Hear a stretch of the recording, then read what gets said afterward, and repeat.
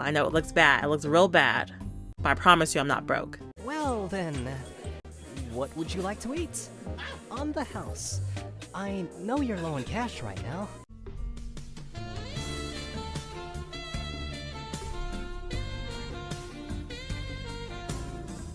I like you. He's my favorite.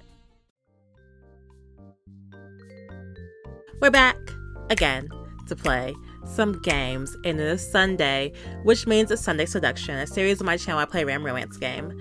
And today we have Threads of You Beyond the Bay. And I was just looking on Itch.io, looking for games, and this one stood out to me because the guys look really cute. That's all. Only reason. So, let's jump in. I didn't really read the synopsis, and I don't plan to, but like, let's go. My name is... We're gonna use my real name this time. Let me capitalize that. Oh, cute.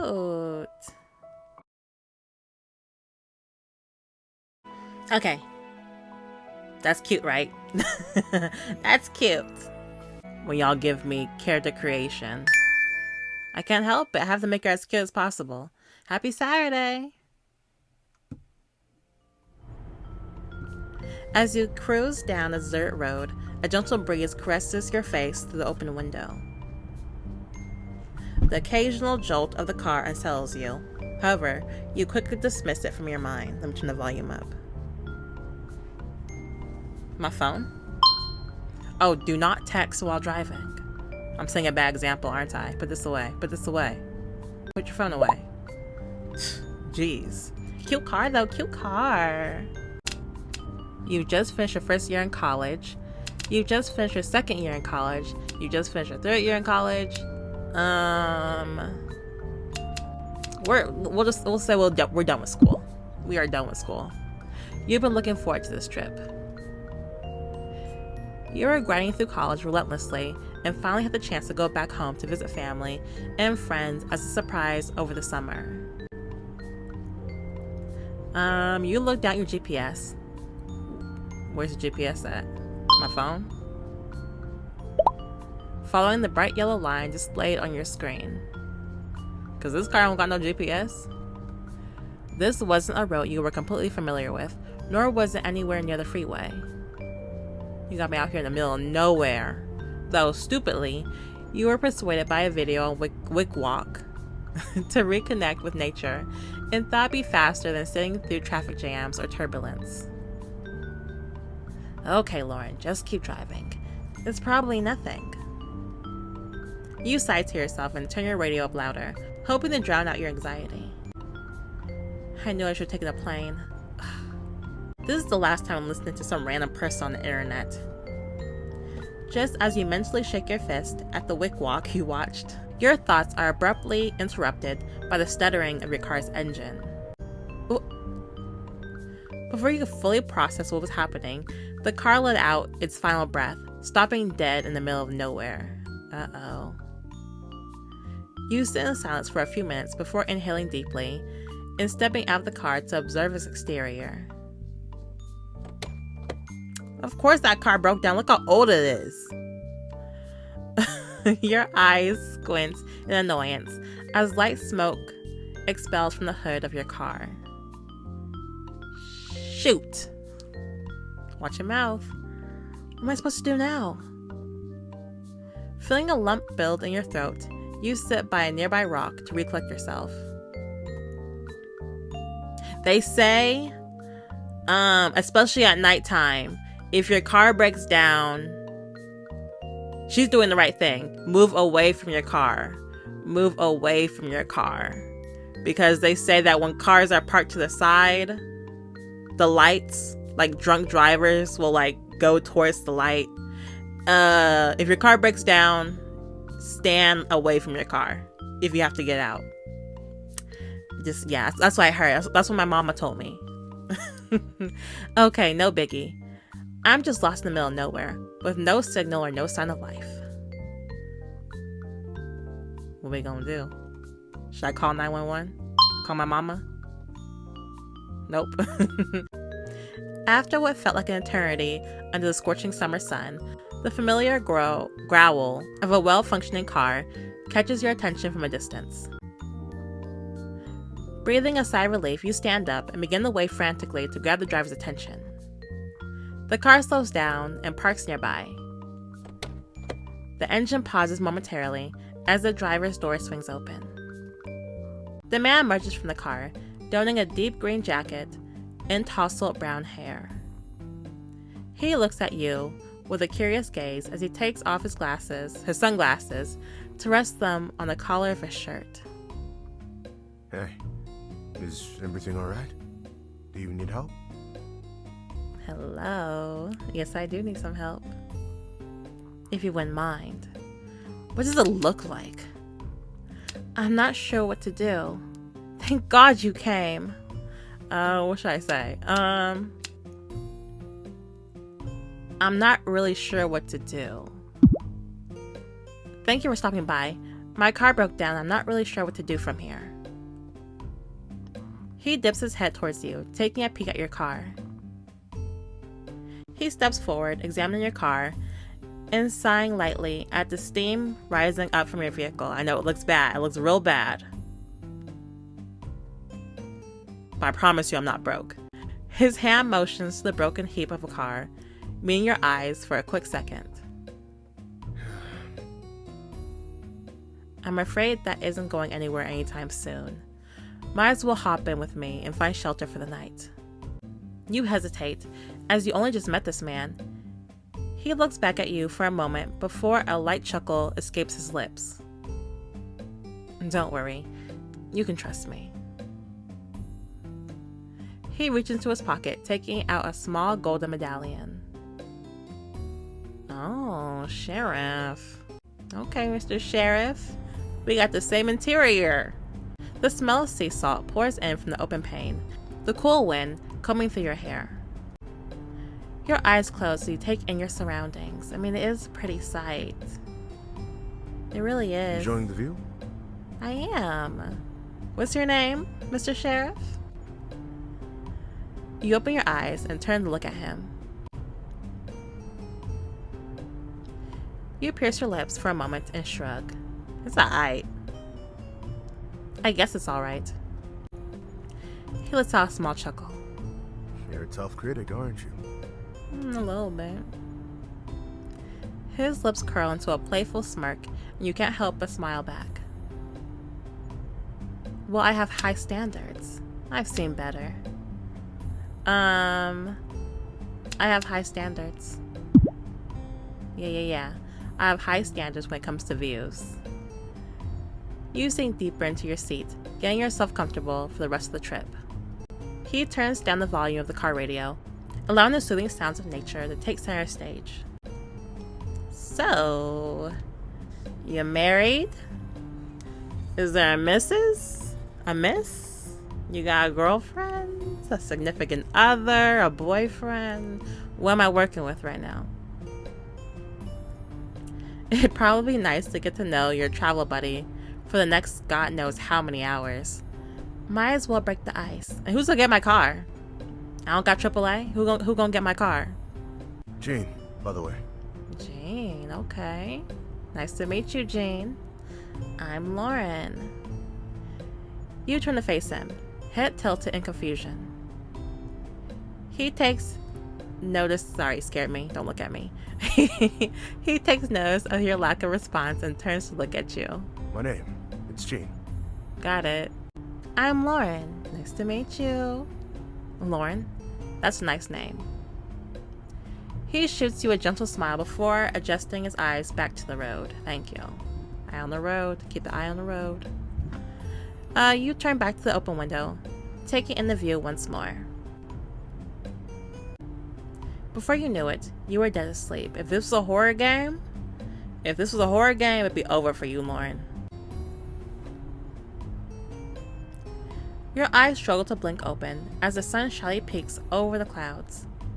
It beams greeted you ever so lovingly. The warmth created a gentle blanket over you. Morning there, sleepyhead. You're awake just in time. This right here is Coral Inn, A hostel. You can stay here for the night. Thank you. For free? Thank you.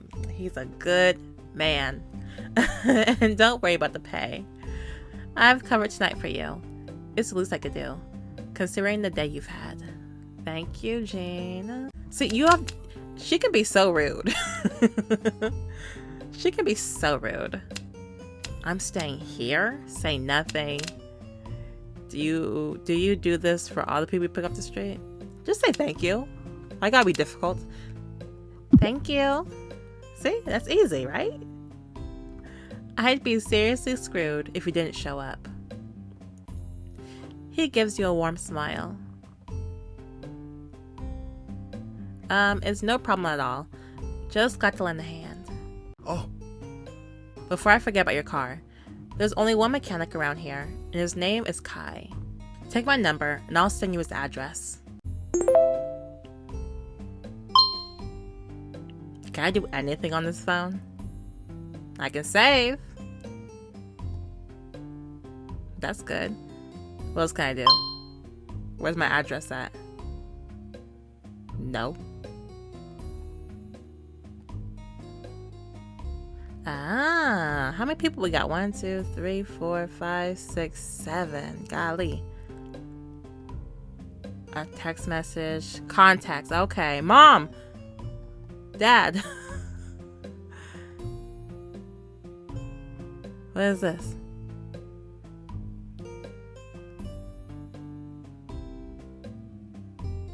Oh, November 19th is his birthday. He's 27 years old. His is the Thornton Way. I'm guessing his last name is Thornton? I don't know. The two of you wave goodbye as you shut the car door behind you. He pulls out of the parking lot, leaving you to brave the hostel on your own. You know, I like this. I like this. Nice little town. You stand in the open for a moment, breathing in deeply. The earthy smell of nearby plants mingled with the damp, industrial material of the building, helping you get a hold of your new surroundings. Me, personally, I grew up in a small town, a city. I mean, technically we're a city, but we're suburban. Definitely not a small town. I don't know these people. I mean, technically I'm a city, but not really. I'm a commuter town. Yep, nothing like home. Sure, it wasn't exactly where you wanted to go, but honestly felt better. The refreshing, clean air was nothing like the city you grew up in, nor the one you've been staying in for college. The sun's setting already? How long have we been driving? Forever. Your body was practically begging you to crash in for the day. Although you really should be getting your car sorted out first. Forget that janky car. Oh, don't give me options now.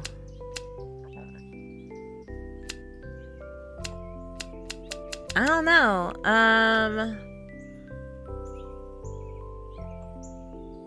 I mean, it's already late. The mechanic might be closed. Let's go to sleep. I think you need a little paint job. You know, a little. You can go to Home Depot. You can go to Lowe's. Get you a little paint job. As you open the door, you're greeted with surprisingly homey decor. A small wooden counter comes into view. A few monitors lined up on it, though only one seemed functional. You notice a man sitting behind one of them. The name tag on his shirt read Dante. Excuse me, Dante? He didn't exactly look ecstatic to be there, but he also didn't look like he hated it. Hey there, I'm Lauren. I think Jean might have mentioned me to you. You hold your breath, hoping Jean wasn't lying about paying for the night. Dante looks you up and down for a moment, with a puzzled look before looking down at his phone. Oh? Huh. Guess you did. Alright then. He sighs to himself before standing up. You're stunned for a quick second as he towers over you. With a soft thump, a pile of papers fall in front of you. Okay, Lauren. All you have to do is sign a few things and you should be good to go. You don't go paperless? We can't do this online? We gotta do it physically? Okay. You write down your information, occasionally glancing up towards him. He was back in his seat, tapping on the table with a pen, glaring right into your soul. Jeez, creepy. All done. He slides over a small metal key with slight rust on its edges.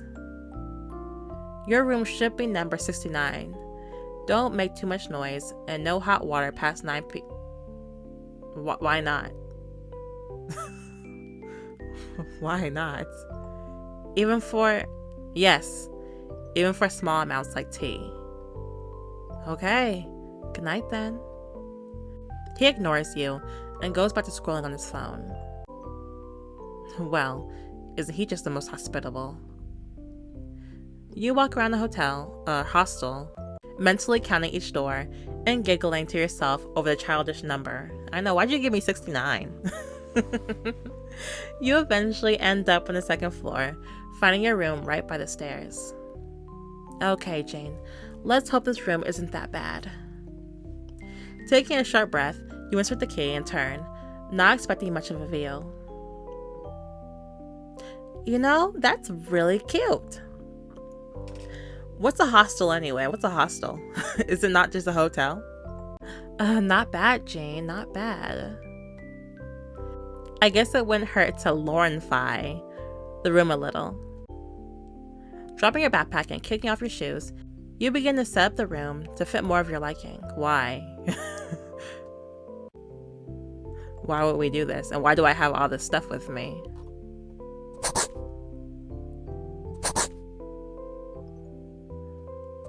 Why am I carrying this stuff with me?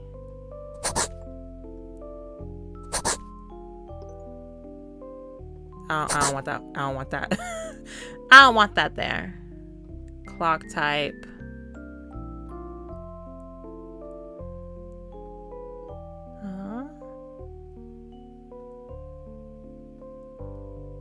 I'm gonna go with that cloud. Wall.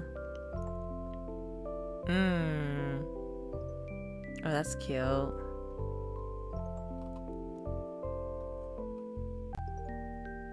Hatsune Miku. What's she doing here? We're gonna go with posters. Conch shell, plants, lava lamp. Who the heck is that?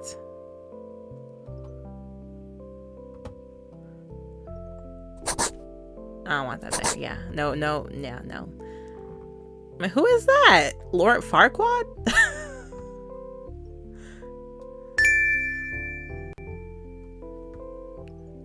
On second thought, never mind. It's a bit weird to decorate. Exactly. Never mind. It's a bit weird to decorate a place I won't really be living in for long. You change out of your clothes before falling onto the comfort of the bed. We got a big day tomorrow. We gotta get our car sorted out. Happy Sunday! Sunday fun day!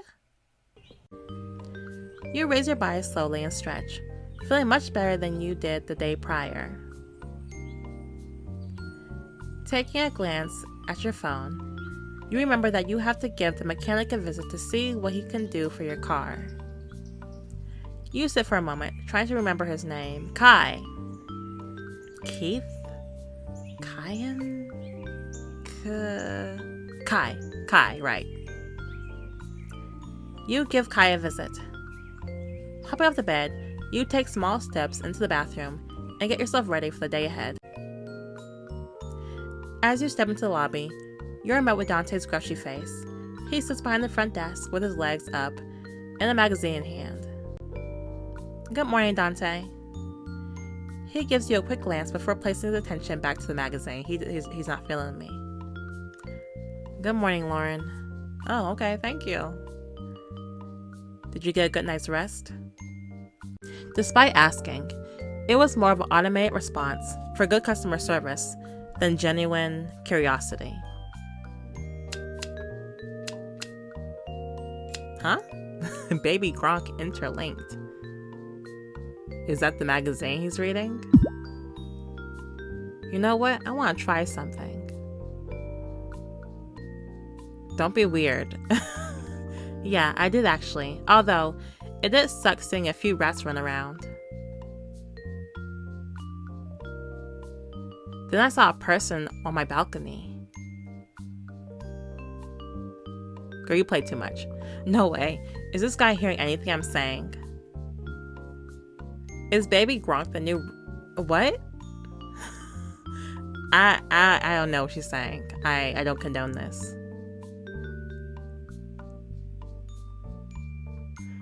You might have pushed your luck a little too hard, as he turns to you with his eyebrows fully raised and mouth agape. I'm sorry? I don't know what she said either. I have no idea what that means. Exactly. What in God's name were any of the words you just said? Anyways. I was wondering if there was anywhere nearby I might be able to get a bite. I'm pretty hungry. I haven't really had anything but trail mix. There's a diner not too far from here. Just walk down the road and you'll run into it, I'm sure. He reaches under the desk and pulls out a pamphlet, holding it out for you. Thanks, man. While I'm here, could I know how much it'll cost me for another night here? You reach your hand to your pockets for your wallet. About $70. No more, no less. You freeze. You aren't broke, but you definitely don't have enough money to pay $70 a night. Plus, there was still the cost of whatever repairs need to be done on your car. I'm not sure I can afford that, actually. Brokey. I might have to find somewhere else to crash. Dante sighs. Look, there's no other place for you to stay. It's a small town, kid. It's either pay up or get comfy on the streets. You shuffle uncomfortably hearing this. You really don't like the idea of sleeping outside, but you seriously don't have enough money for another night. Dante clears his throat to get your attention. You didn't even realize you were completely zoned out. He gives you a pity sigh and looks up at you, putting his magazine down on the desk. I'm not sure if you'll be up for it, but I heard from word of mouth that the diner I mentioned was hiring. Could be a long shot, but it's the best chance you've got right now. And since you're a friend of Jane, I guess I can lower it to $50 a night. You go with that? Thank you, Dante.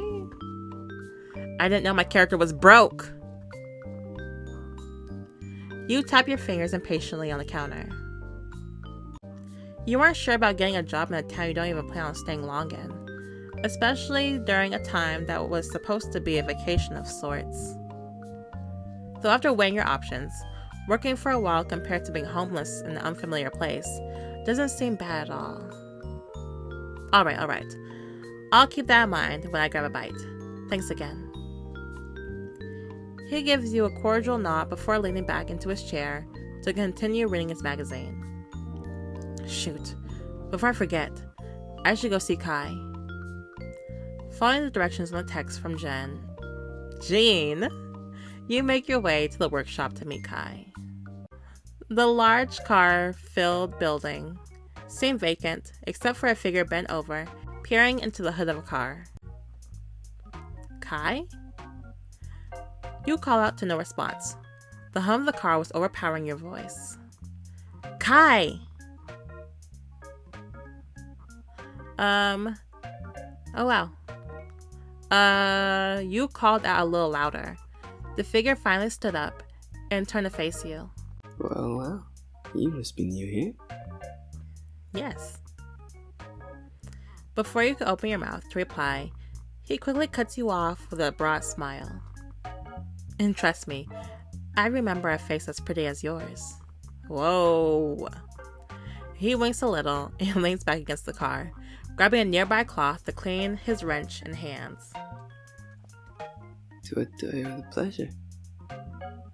So what do I owe the pleasure, miss? His tone lingered, prompting you to introduce yourself. I'm Lauren. I was actually headed west until my car broke down near the forest. That's on me, I guess. I should have gotten my car checked out a good while ago. You looked down at your shoes, fidgeting them against each other. Luckily, Jean found me and brought me here so that you can help me fix my car. You looked back up at him and smiled awkwardly, feeling a bit embarrassed about the whole situation. He let out a short laugh and nodded before putting his wrench down. Well, that won't be much of a problem. I'll head there with Jane later in the day. Although, I do have to warn you, it's going to take a good while to fix it, especially if you're not from here. The spare parts here are pretty dated, and so are our cars, so it might take a while. Your worry must have been visible, because he pushed himself off the car immediately and defensively threw his hands up with open palms. No, don't worry. You can trust me. My family has been working on cars since this town was founded. I promise to get working as soon as humanly possible. You can give me your number, and I'll keep you updated on things. It better be as good as new. She's so mean. If you want my number, you could have just said so. No, you're not. No. No. Here's my number. Good luck with repairs. You chuckle a little at how frantic he got and nodded. As you type in your number, you spot him peeking over to the side. His deep brown eyes scan all over your face, almost as if he were studying you down to your smallest features. You feel your face flush for a moment before handing it back to him. There you go. I'll be looking forward to hearing from you. Great. I'll send you a message when I get around to working on it. Hope you have a good time here. Thank you, Kai. I need you to speak up a little bit. He gives you another wink before turning around to continue working on the car behind him. Alright, time to get myself some food. I'm starving. Like Marvin. I'm starving like Marvin. As you scan your surroundings for the diner, you see a disheveled red-headed man struggling with a heavy load of paint canisters in his arms. Why not? I'll help him out. Running over, you brace yourself against the heavy wooded frame door and shove it open with your back. The scent of old parchment and pine immediately hits your face as soon as you open the door. The man gives you a quick thanks and rushes in, disappearing behind a curtain at the back of the store. You gently push the door shut and step into the store. A soft ding echoes, signaling your entrance. You feel the warmth of the sun fade as you move further inside. Looking up at one of the shelves, a familiar tile catches your eye, and you make your way towards it. The Cat in the Hat? I haven't seen this series in forever. Wait, has there always been this many volumes? Trails of Tempest. The series that held so many fond memories of your childhood. I love reading. It was my favorite. Reading was a common pastime for you, and Trials of Tempest happened to be one of your favorites. Rather than going outside or playing with friends, you choose instead to get comfortable in bed and read. Eventually, the author stopped producing new volumes, so any hope of new stories has quickly dimmed out.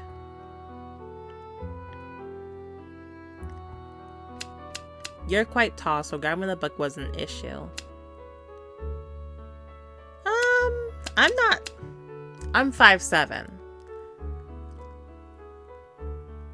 So, I'm not the tallest, but I am taller than a lot of people.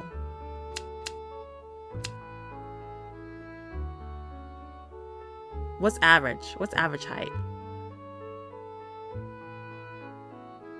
I'm gonna say I'm average. I don't know.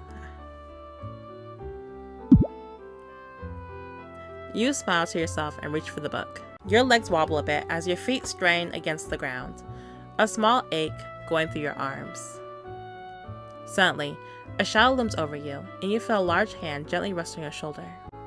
You watch as another hand gently grabs the book before you could. Now who are you?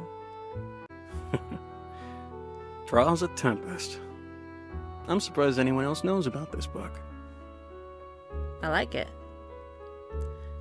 I used to love this series as a kid. What about you? Me too. We have so much in common. Do you have a girlfriend? He holds the book out to you, letting you take hold of it. Yep, definitely haven't read this volume yet.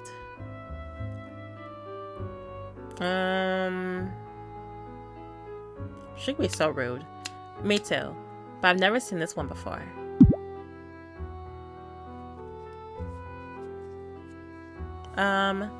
This is a special copy, actually. I bet you thought it ended at Journey to the Storm God, right? You nodded. That was the last volume released before the author stated publicly that he was too old to continue the series. The author actually used to live in this town. He'd write out a few more stories and kept them in this very shop. You look back down at the book. There were more? And the author was from here? You certainly didn't expect that when your car broke down on some random road. Hey. How about for helping me earlier? I lend you the books. You can take this one with you. Just come back for the next few volumes. Lend? He takes notice of your confused expression and chuckles again. I work here, don't worry. I might look rough, but trust me, I'm not a fan of breaking and entering. And the story isn't that popular anyway. No one knows if they weren't in stock. Plus, you're new, right? Dante mentioned we had a few faces in town. We don't have much except for this one cool thing, so I want to give you something from our little corner of the world to remember. You smile and put the book in your backpack. Thank you. I'll take care of it. He takes notice of the pamphlet you have in your hand. Oh, were you looking for Cup of Joe Mama? Cup of Joe Mama. Sure was. Yes, actually. Dante said it was just down the road, but I can't find it anywhere. Down the road? It's literally on the other side of town. In fact, any further from here and you'd be at the beach. Whoa. So he lied to me? Dante never specified which direction to go, and you had ended up going the wrong way. You got a car? Can you take me over there? He stifles his laugh with his hand and shakes his head. Classic Dante. Man, he's a a-hole. You can't help but laugh along. It was so comforting to hear that. It meant Dante was rude to everyone and not just you. Truthfully, you were starting to feel like he had a personal vendetta against you. Are you a friend of Dante? Something like that. He knew my old boss, so I guess we're more acquaintances. He usually comes over for new magazines, or just books for the hostel lobby. Ah, I see. I'm not really curious about the paint. I'm gonna be honest, I'm not really curious. Just a little something I've been trying to work on. It's nothing too big. His lips curl into a strained smile, the dimples on his cheeks becoming more noticeable. Ah, alright. I won't pry, even though I want to. Well, I'm gonna go to the diner before I miss out on breakfast. Thanks again for the book. No problem, He pauses for a moment. Lauren, no problem, Lauren. Andrew, by the way. It's nice to meet you. Nice to meet you, Andrew. I'll see you around. You give him a smile and wave goodbye as you leave the bookstore. Following Andrew's advice, there it was. The words Couple Joe Mama plastered not only the sign above, but also hand-painted on the window. You open the door, immediately hit with the sweet smell of roasted coffee beans and greasy bacon. Sounds good. You make a beeline for the booth, ringing the small bell on the table. You take a look around. The place is filled with families of all sizes, though you can only see one waiter. He seems to have his full attention on the cash register. His head perks up from the register, and you watch as he grabs a small notebook, rushing over to you. Hi, what can I get for you today? Pokemon? Is this a bad time to order? No, definitely not a bad time. The other wares are just on leave. Summer, you know, so it's just you. That ain't right. He gives you a toothy grin, and you can't help but smile back. Are you new here? I don't think I've seen you around before. Yeah, I am. Oh yeah, I am. My car broke down, so I'll be here until that gets fixed. Oh no, I'm sorry to hear that. Oh, no problem. My good friend Kai can get that all sorted for you, I'm sure. Hey, nobody told you to sit down. Get back to work. You continue to explain your situation to him, not holding back on the little details. So much now that you hadn't noticed that he was now sitting in front of you. Get back to work. Wow, that sounds like a lot. But hey, what's a trip with an empty stomach, right? As if on cue, your stomach emits a loud rumble, which makes you both burst out laughing. Well then, what would you like to eat? On the house. I know you're low on cash right now. Are you sure? I don't mind using a few dollars. He shakes his head, his messy blonde waves bouncing as he does.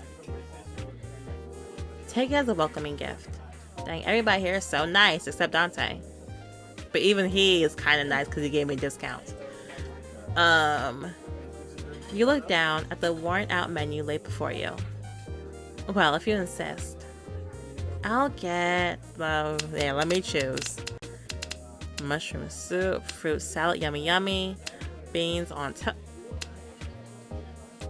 cinnamon rolls, an omelet, egg benedict, waffles, pancakes. Ooh, so many choices. Oh. Waffles or pancakes, waffle or I'm gonna say some an omelet.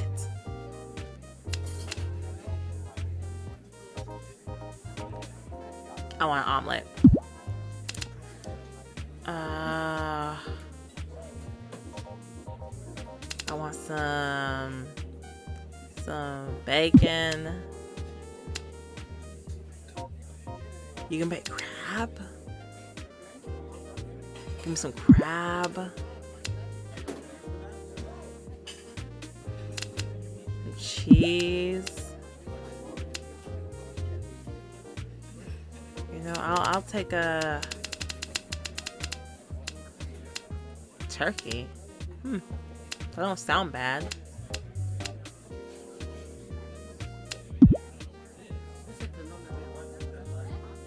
I'm being greedy, that's all.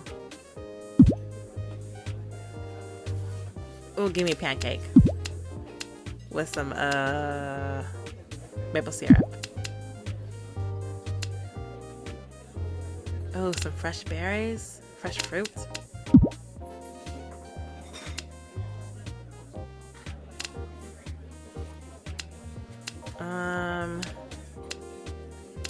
Fresh berries? I'm done. I don't want nothing else. What'd I just say? Whipped cream, I guess. Fried chicken? Oh, y'all. That's all. I'm good. Can I not? That'll be all. Great. I'll come back a bit with your order, miss. I don't even know what I ordered. I just start clicking stuff. Dante's words echo through your mind as you're reminded of your lack of money. Right, a job. I'll ask that waiter about it when he comes back. Here you go. Hope you enjoy your meal. Just call out to me if there's anything else you'd like. There it goes again. Someone yelled. They went, ah! He gives you a small nod and turns to leave. Wait. I saw this place is hiring. Are positions still open or am I too late? His head snaps towards you. His face painted with surprise and eyes gleaming with excitement. Yes. They're still open. Oh man, we've been looking for some help for ages. I'm so happy you're interested. So, do I need my resume to apply? Who should I even talk to? You peek past his figure to see if you can spot a manager running around. His face fills your view as he moves his head to meet your searching eyes. His smile was unwavering. Are you the manager? I think the person you're looking for is yours truly, miss. Oh, that's why. Oh, okay, I get it. That's why he had no problem being left by himself. He's the manager. He's the owner. Oh, and no worries about the resume. You're hired. I would at least like to know your name, though. You raised an eyebrow at him. You were happy to be employed, but you questioned the practice of the diner under this man's management. Right, my name. It's Lauren. Okay, Lauren. You can finish eating here and meet me in the back. I'll be happy to show you all you need to know. Without another word, he starts to walk away before quickly turning his head to look at you again. By the way, my name's Chris. It was nice to meet you. Nice to meet you too, Chris. Chris then continues to the register, where a small line of people are waiting to pay. Once full and content, you make your way towards the staff door. Hey. Hey, give me a sec, please. You nod as he brushes past you, quickly placing the dishes in the water-filled metal sink. You're really the only one here, aren't you? He lets out an exhausted sigh. We'll start your training in just a moment. His eyes tell you everything you need to know as he looks at you. He has probably been on his feet all day. You watch as he lays back on the wall, sweeping away some sweat droplets on his forehead. His slightly disheveled hair frames his eyes as he gazes at the ceiling. His eyes suddenly meet yours, a shock running through your body. You quickly look away, embarrassed that he caught you. From the corner of your eyes, you see him straighten up and sheepishly reach a hand behind his neck. A single thought then snaps you out of embarrassment. Wait, did you say training? Hold on, we're starting our training now? Are you sure this is the best time? Chris drops his hand and nods his head gently. We need help as soon as we can possibly get. This summer has been one of our busiest, so I would love it if I could work with you right away. If that's okay with you, of course. His eyes wander away and his voice trails off into a faint whisper towards the end of the sentence.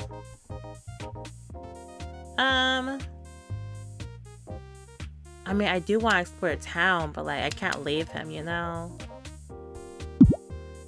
Just make it quick, okay? Make it quick. Alright then, teach me your ways. Time seems to fly, with only a couple minutes of your shift remaining. You pay careful attention to any upcoming orders. Now's not the time to be making any mistakes. It could hinder your chance to leave early. You peer out the serving hatch towards Chris, preparing yourself to cook like your heart depended on it. I'm the chef? Last couple minutes, we can do this. The familiar bell of the door rings, and you quickly fix your eyes towards the entrance.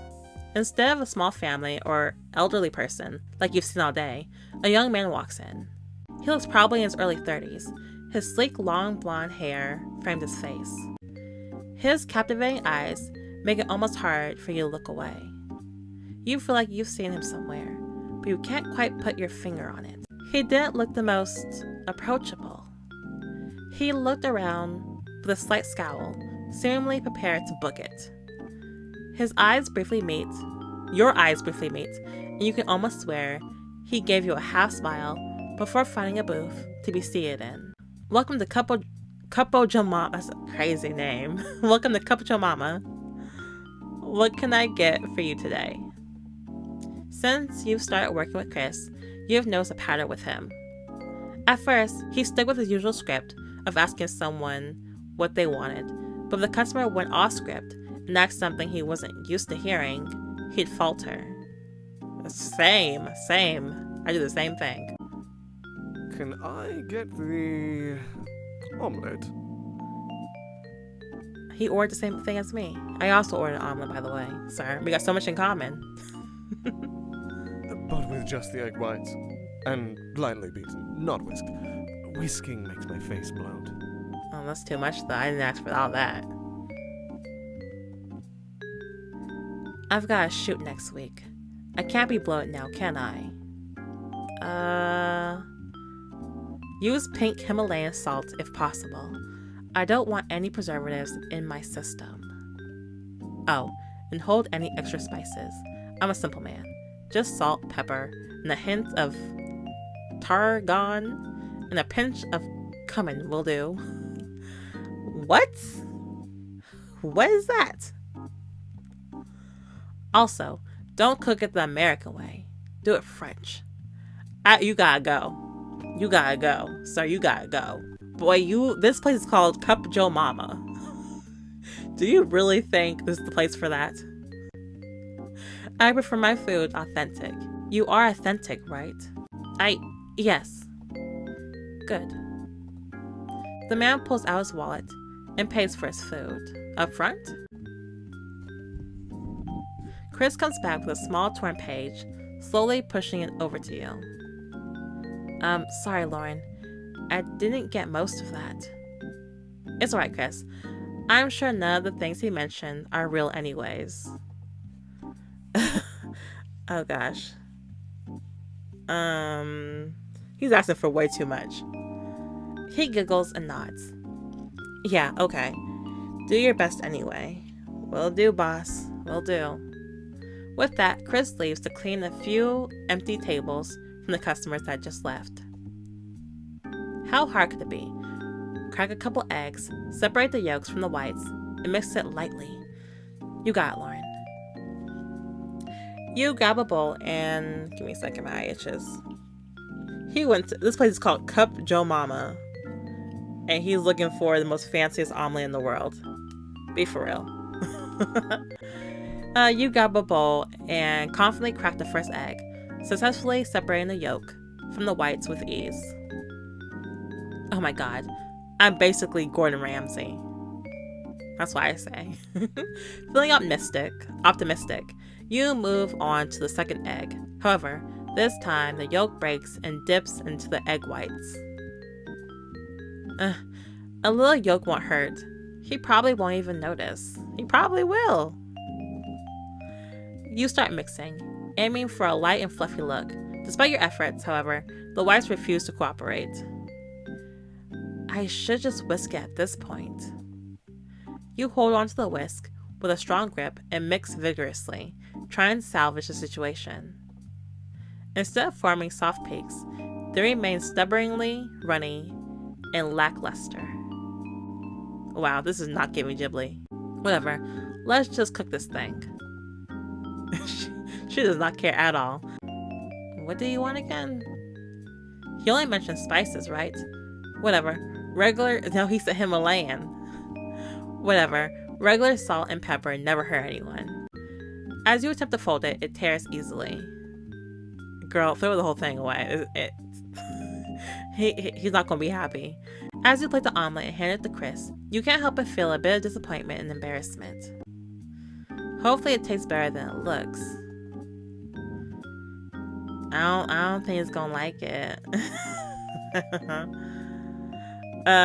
Chris, unaware of the small war you had with the man's oddly specific recipe, makes its way over to present it to the customer.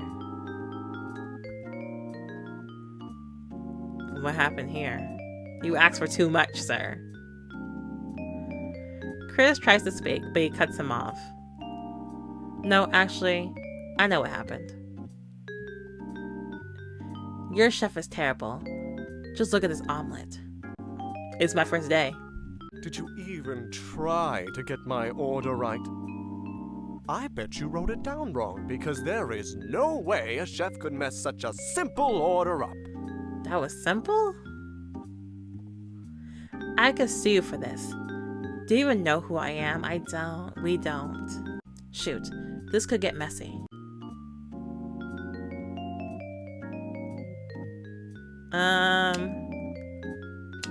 I'll take the blame. Sir, this isn't his fault, it's mine. I was the one in the kitchen. The customer takes a moment to gloss over your figure. I could try and make another one if you like. Properly this time. Ugh. No need. You exchange a nervous glance with Chris, grateful that the situation didn't escalate further. The man leans back into the booth seat, still eyeing you with a playful smirk on his face. I'll most definitely be back another time, and you'll have a chance to redeem yourself. I promise that you won't be disappointed. Chris, trying to diffuse any remaining tension, chimes in. Yeah, you know how it is with recipes, right? Sometimes it takes a bit of practice to get them just right. Well, no. I don't know how it is with new recipes. I have enough to deal with day to day, so I have a personal chef. Oh. But I suppose you're right. I'm looking forward to that improved meal, Lauren. You were about to ask him how you knew your name, but recalled your makeshift "Hi, my name is" sticker on your apron. Well, if you don't already know, I'm Wyatt. Here's my business card. I still don't know who you are. I'll get going now. My appetite is ruined, and I have important matters to tend to. Till next time, Lauren. Wyatt slides over his business card with a quick wink before getting up and leaving the diner, making sure to nudge Chris on his way out. Wyatt Quinn Q, CEO of Wykersoft?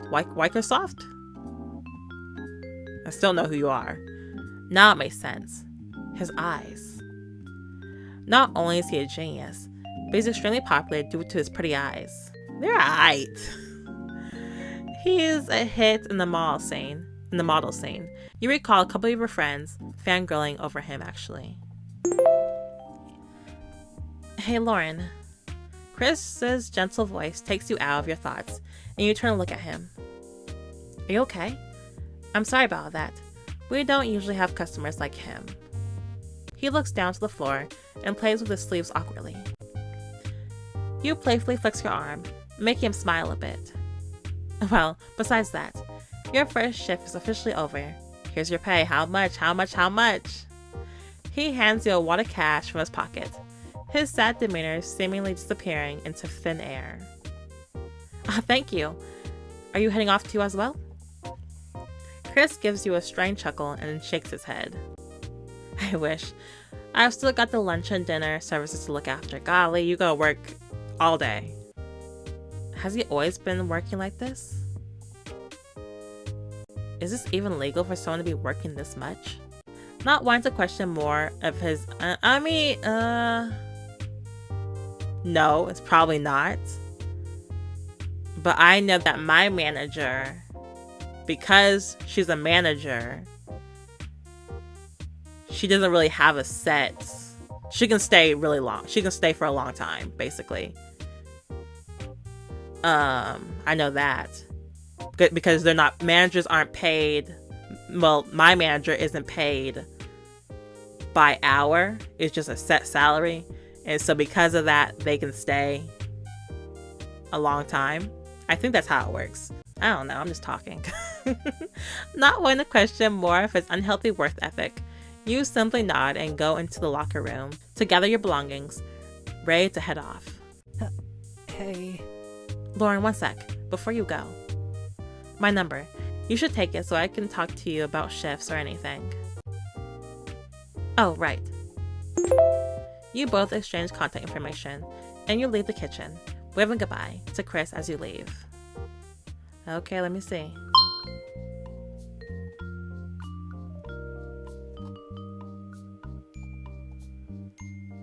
Man, I love fishing. Okay. October 2nd. Okay. Oops. Give me a second. Chris, I need a break, for real. 20 years old, February 15th. What is this? And then the Wyatt. Forbes' 8th richest man. January 7th, 30 years old.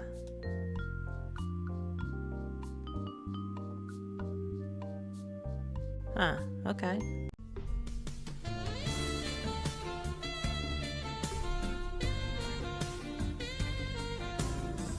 I like you. He's my favorite. Lauren, didn't expect to see you here. How have you been settling in? Yep, I'm actually exploring a little right now. I've even managed to get a job at Cup of Joe Mama. A job at Cup of Joe Mama is crazy to me. Your eyes briefly flutter to the silver-haired man. Upon noticing your gaze, the man sharply turns away. Jane takes notice of your curiosity and takes a step back, placing his hand on the stranger's lower back to let you push him closer to you. He looks at Jane with his eyes widened, startled by the sudden contact. Jane placed his arm around the stranger's shoulders, tightening his grip slightly as he spoke. This here is good old Vince Matador. Vince Matador, okay. Don't mind his behavior. He isn't used to new people. Vince's eyes narrowed as he gave Jane a curt glare before taking a glance at you. It was short-lived as he chose to give attention to the ground beneath him instead. I'm Lauren. Nice to meet you, Vince. I'm Lauren. Vince says nothing in response, seemingly unwilling to introduce himself to you. Instead, he keeps his eyes downward, with the occasional glance at Jane. Jane sighs deeply. Come on, Vince. We talked about this. Vince bites the bottom of his lip before looking up at you. Hey. Jean told me about you. Quite the predicament you've gotten yourself into. With the car and all. I like you. Yeah, it's pretty unfortunate, but that's not to say good things haven't come from it. It's a little vacation, I guess, minus a new job, of course. Vince's attention wasn't on you by the time you had finished your sentence. It was fixated on the ground once again. Jane gently nudged Vince, jolting his attention back to you in the discussion at hand. After some short hesitation, Vince spoke back up.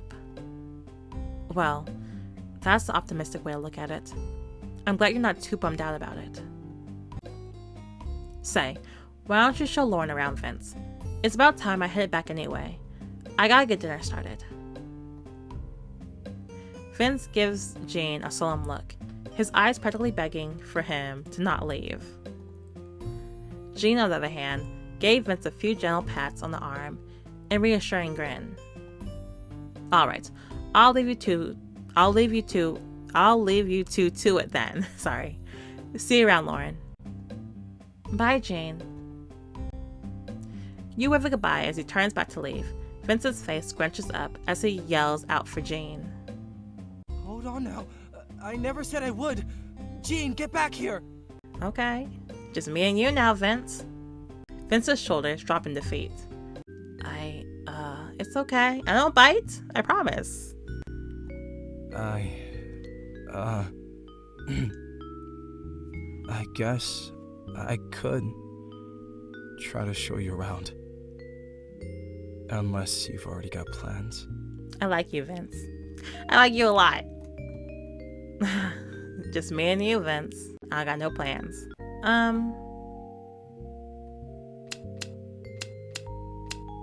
Should I refuse it for his sake or agree to walk with Vince? It might just be awkward though. Whatever. He's cute, so I want to be with him. I knew I knew it. Vince seemed almost disappointed when you said yes, his shoulders dropping as he exhales. Didn't he ask me? What's with the attitude? Let's get on with it then. I like him.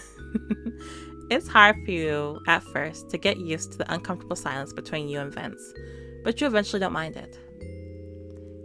You've done more than enough talking today with the whole Wyatt situation, so the silence was more than welcome. So, your voice trails off and you clear your throat nervously, struggling to find the right words. I really appreciate you taking time out of your day to show me around. I know it must suck to be forced to hang out with a stranger, but it's really nice of you. Vince's shoulder visibly relaxed as your words seem to have a positive effect on him. He looks at you and gives you a half smile. No, it doesn't suck. I just don't really get out much. I'm not even sure what to show you, really. Just show me your favorite places. Maybe it'll help me get to know you a bit. He leads you to places like his favorite record store and the cozy coffee shop, his genuine enthusiasm evident as he talks about them. As the two of you make your way around a familiar corner, your attention is drawn to Andrew's bookstore. Through the window, you catch a glimpse of him reorganizing books and engrossed in conversation with a few customers. Vince's eyes naturally follow your gaze, and his steps come to an immediate halt. Uh-oh, y'all got beef? Let's go to another part of town. You turn to him and notice his eyes fixed on Andrew, though his expression isn't a pleasant one. I don't want to pry. I don't want to pry.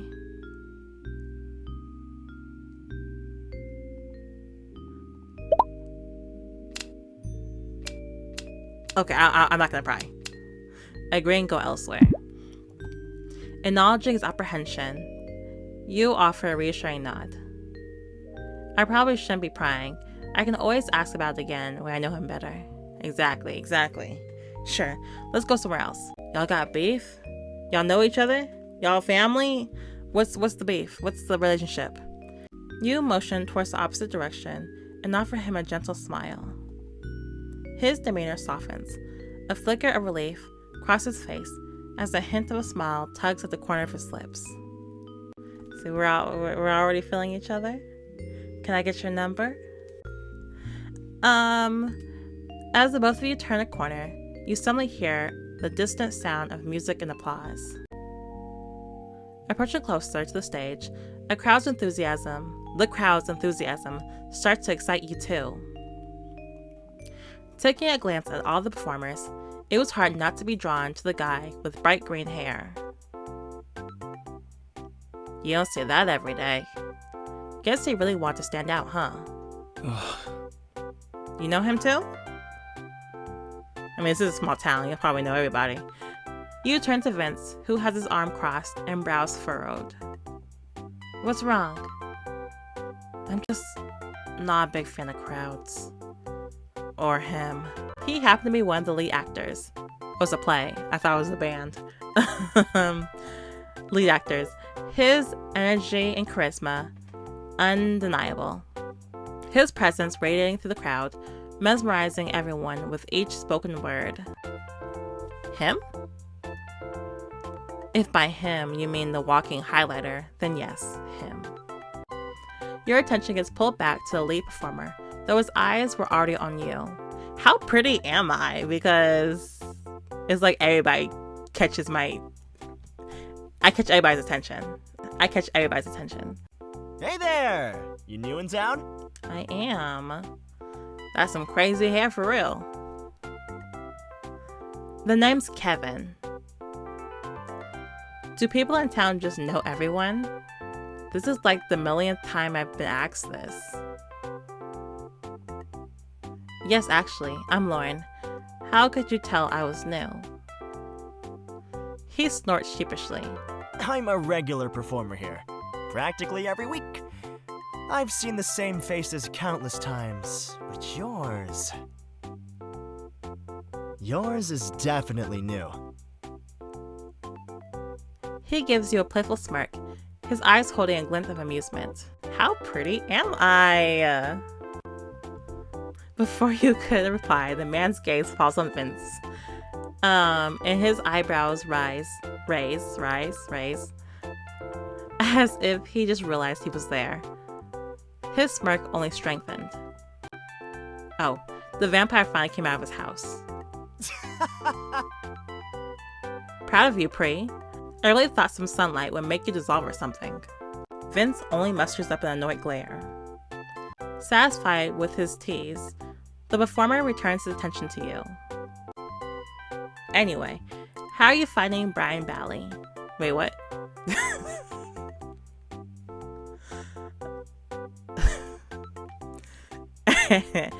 Anyway, How are you finding Brine Bay? My brain was somewhere else. I don't know why I said that. Well, I like it so far. It's quaint. A nice difference from the city. His eyes widen with surprise, and he excitedly grabs your hands. Don't touch me. You're from the city? That's so cool! He clears his throat as his cheeks flush a light red. Sorry. I've just always wanted to go to the city. Why don't you? Go visit it. You let out a soft, amused laugh. No worries, I understand. Well, so, what do you think of my performance? Is it anything like the actors from Paragon Arts? Who? Paragon Arts. Probably the most prominent theater company you can think of. Did you see how riled up the audience got when you finished your scene? You've got something special. Your response makes Vince roll his eyes and turn to look elsewhere, now uninterested in the conversation. I knew you'd say that.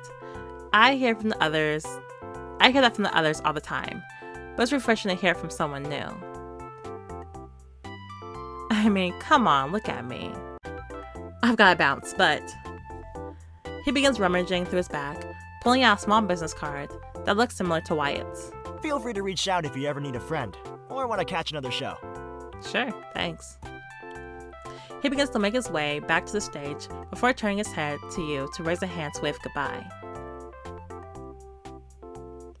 I'll be looking forward to hearing from you.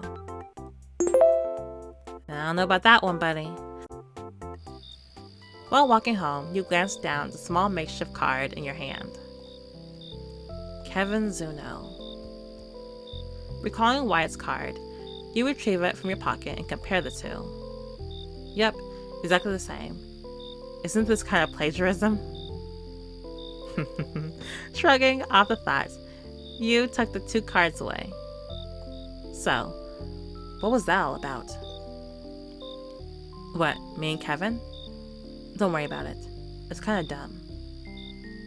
He whips his hand up dismissively as he mumbles under his breath to downplay the situation. If you say so. It was nice seeing you be less gloomy, though. You give him a small nudge and smile as he dips his head to hide the flush on his cheeks. Oh yeah, he's definitely my favorite. Well, I guess that's it for today. See, hanging out with me wasn't that bad, right, Vince? I didn't bite. I'm not that bad, aren't I? We got a lot in common. Yup. Thanks for mocking me back, Vince. It's no problem. As you're about to turn, he gently reaches out. His fingers brush against yours. Thanks for today, Lauren. I know I'm not the easiest person to get along with, but you kept trying anyway. Not a lot of people would, so thank you for that. I had a good time.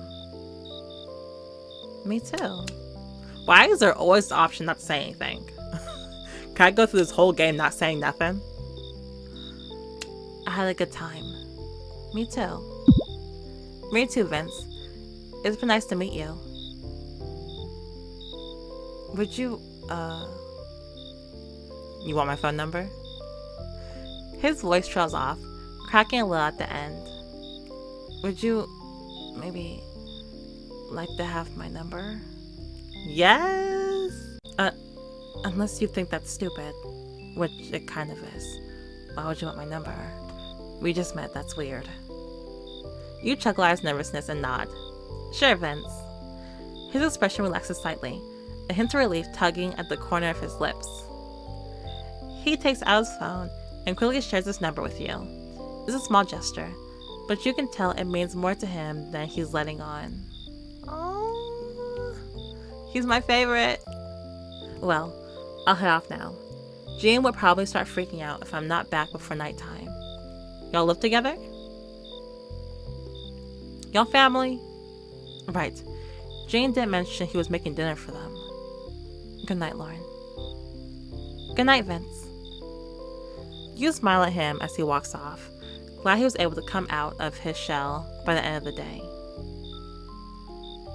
Upon entering your room, you waste no time shutting your clothes off by the entrance. A trail gets left behind you as you rush into the bathroom for a well-deserved shower. You do your usual night routine and get into your comfiest set of pajamas. You hop into bed and wrap yourself up with the large blue comforter. Turning to your side, you grab your phone and begin scrolling through your list of new contacts. Yeah, do I have everybody? Wyatt, Vince. Ah, nah, he's broke too. Oh, we're the same age though. For real, we're the same age. No status, unemployed. But we are the same age. I like that. That's rare. Turning to your side, you grab your phone and begin scrolling through your list of new contacts. I wonder if anyone's free to talk right now. Mom? It would have to be Vince. Are you calling?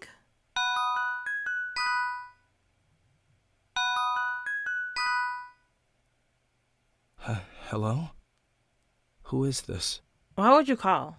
Why not text? You real comfortable. Vince? Oh, it's you. Hey. Is everything alright? Yeah, I wasn't expecting you to call me already. Did you get home safely? No. I'm still making my way back. I, wanted to take a little detour. Walk around town a little longer. I'm glad we had this walk. It's been a while since I've gotten some fresh air, so it was nice getting to show you around.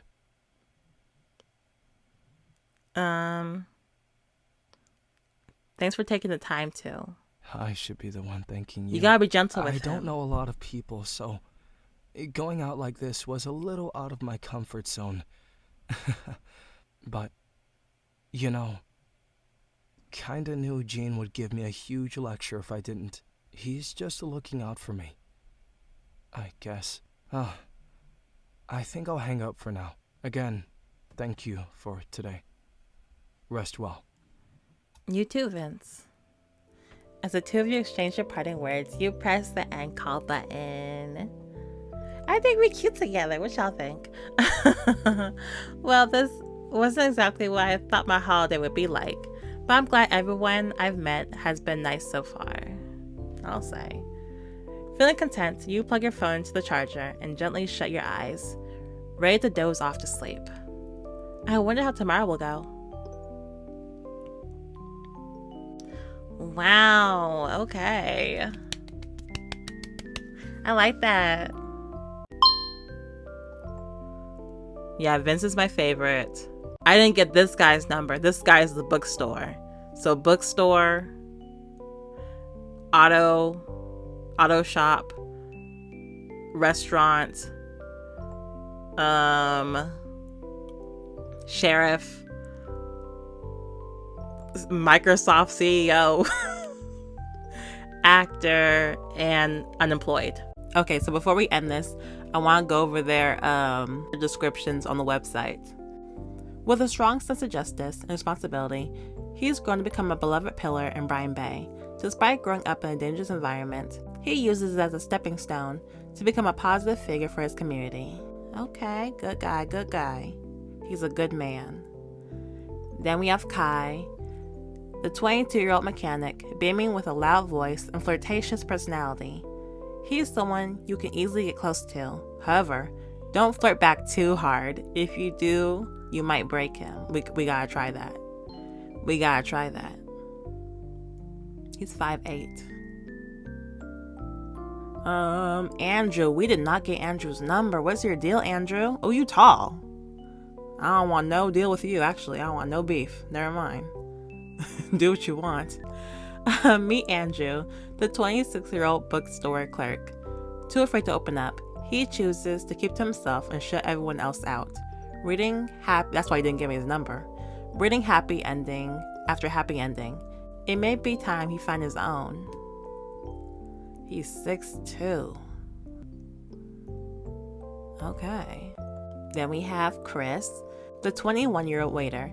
Being the breadwinner of his household, he's a hand worker, an ideal older brother to his 3 younger sisters, golly, with a bright personality comparable to the sun. Chris is bound to brighten up your day. Oh, this guy. Wyatt. The 30-year-old CEO. He may have everything one would ever want in life, but he's missing one final key: connection. Being significantly new to the town, too, you may find to have more in common with him than anyone would think. You think so? I mean, he's really pretty. Real pretty, but real rude. But not as rude as Dante. Oh, here's my boo. Here's my boo. Occupation, he scratched it out. We know he's unemployed. It's okay. Meet Vince, the 26-year-old stay-at-home. Lost in life, he spends each day simply looking for a purpose. Lover of cats, guitars, and anything black. Okay. Just kidding. He could use a little light in his life. And then lastly, we have Kevin. Hi, Kevin. 25. Meet Kevin, the 25-year-old aspiring Broadway star. With big dreams and an even bigger heart, Kevin's ready to hype up any room he's in. Built for more than the small confines of Brine Bay, he yearns for much more than the small town could ever offer. And he's shorter than me. Shorty. Ooh, a nice little summer game. I like that. Thank you for watching. Make sure you like, comment, subscribe, follow me on my social medias. It's in the description below. And I will see you guys next time. Bye bye.